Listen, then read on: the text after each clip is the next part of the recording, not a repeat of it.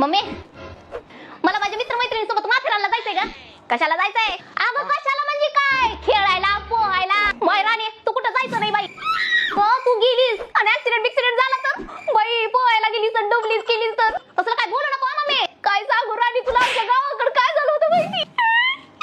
एक लेकरू असंच गेलं होतं खेळायला. खेळता खेळता चकमन पडलं.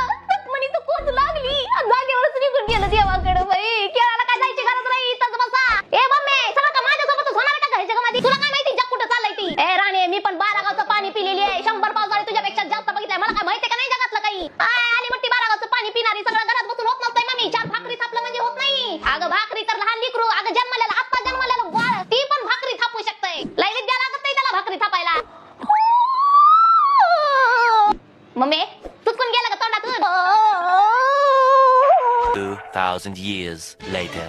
चला थापा भाकरी. मला येत नाही मम्मी. हो बाळ पुढील राणे गपचूप भाकरी थाप नाही तर.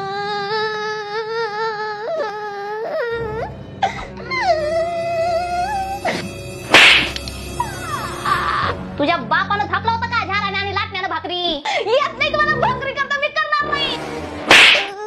चला चला चला, मला नका जायचं तोंडाची. पुढं जायचं नाही, घरातच बसायचं.